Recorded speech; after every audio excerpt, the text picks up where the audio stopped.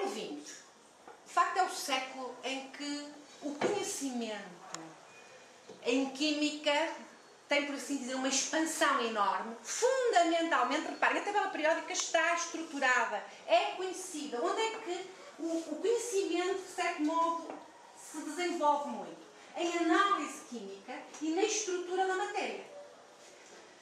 Reparem, o raio-x surge, de facto, nesta época. Está aqui um senhor, um cientista, muito jovem, nasceu ainda em 1937. É um ano só mais novo que o primeiro que vos mostrei, que é Prémio Nobel. Não sei se já ouviram falar, foi Prémio Nobel seguramente há 20 anos, 18, 20 anos. Eu podia ter visto, não sei de cor a data, mas podia ter visto isso, não vi. E, de facto, sem eu pretender dizer nada em inglês, estas são as palavras dele. Os químicos fazem moléculas, eles estudam as propriedades das moléculas, eles analisam, preparam teorias. A natureza é aquilo que é. E os homens, o que é que fazem? Tentam explicar o comportamento da natureza arranjando umas teorias que são válidas até se provar algo em contrário, está certo? E, portanto, eles formam teorias que acabam por nos explicar a estabilidade das moléculas, porque é que elas são estáveis ou não, porque é que elas têm cor ou não, porque é que tomam uma forma ou outra. De facto, reparem, tudo isto é conhecimento de estrutura e que se desenvolve muitíssimo no século XX, em particular na segunda metade. No século XX ainda temos aqui mais um químico que diz algo que nós concordamos em absoluto, é isso que vos queremos dizer. A química é central, é uma ciência essencial, é útil e tem imensa criatividade, é uma palavra que hoje está muito em voga. E depois eu escrevi ali, Make Me a Molecule. Reparem, este é o título do primeiro capítulo de um livro que se chama A Idade da Molécula, escrito editado pela Royal Society of Chemistry em 1999, portanto há cerca de 10 anos, com a contribuição de vários químicos, inclusive é o Hoffman, que era Prémio Nobel, e outros, e que diz muito do que é o século XXI. Portanto, isto é Make Me a Molecule. Nós parece que vamos fazer tudo o que queremos.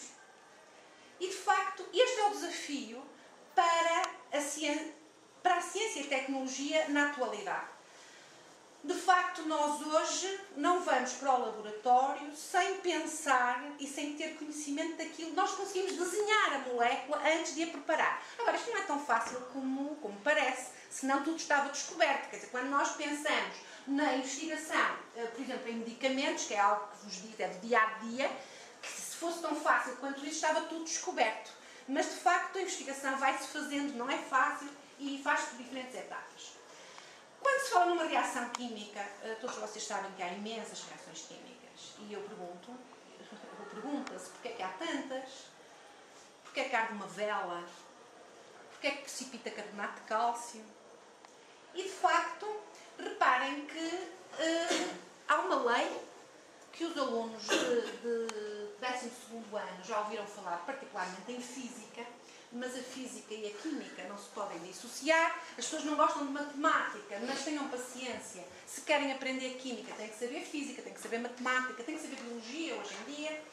E, portanto, a tendência de uma reação, para uma reação se dar, isto é, para haver transformação de reagentes noutras espécies, isso é controlado por um princípio, um postulado, que é a segunda lei da termodinâmica, o segundo princípio da termodinâmica.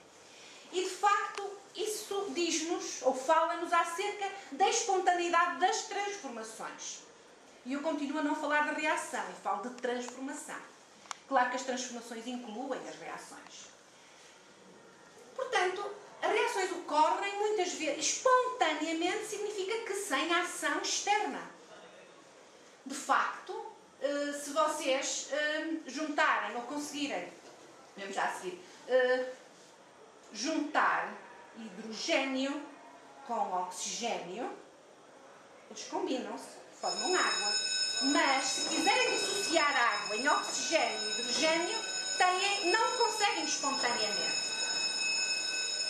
Portanto, a água não tem tendência para se decompor espontaneamente em hidrogênio e oxigênio. O dióxido de carbono não se decompõe espontaneamente, senão tínhamos aí todo esse dióxido de carbono em excesso a transformar-se em carbono e oxigênio, tínhamos até uma atmosfera mais rica em oxigênio.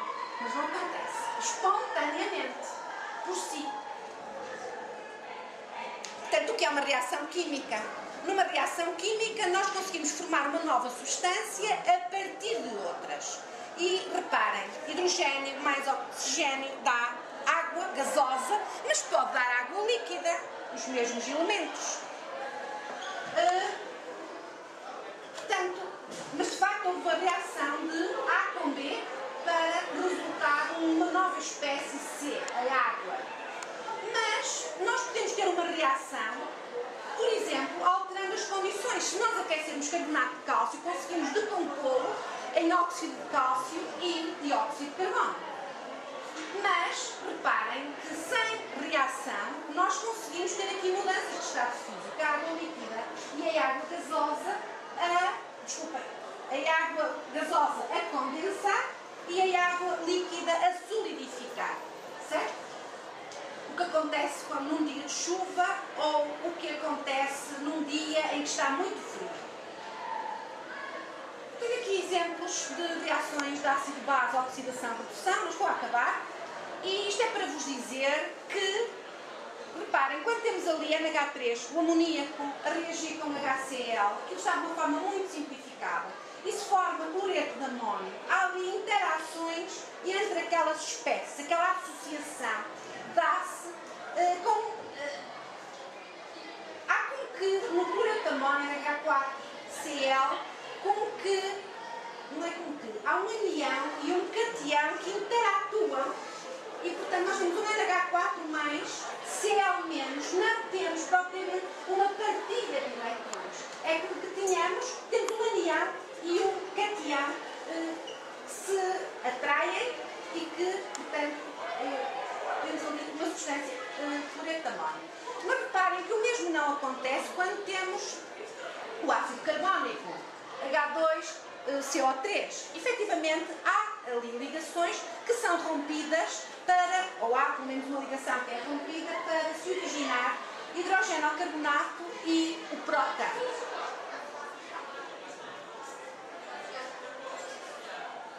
Só para vos falar, isto é o último slide, penso eu, não é?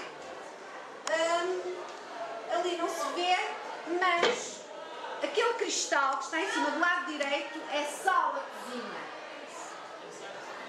Cristalizado no sistema cúbico, chama-se uma halite. E temos ali do lado esquerdo a sua, tem Na+, Cl-. E estão ali representados naquele cubo verde e lilás. Em baixo vê-se muito mal, mas têm representada uma molécula de sacarose, de lugar açúcar. E o tipo, eu só vos quero dizer que o tipo de interação que ali existe é completamente diferente. Na sacarose nós temos ligações carbono-oxigênio, carbono-hidrogênio, carbono-hidrogênio-oxigênio. Temos uma série de ligações em que há partilha de elétrons das nuvens eletrónicas dos átomos. Neste de cima, de facto, temos íons. Terminei? E agora quem é que continua? A parte mais interessante.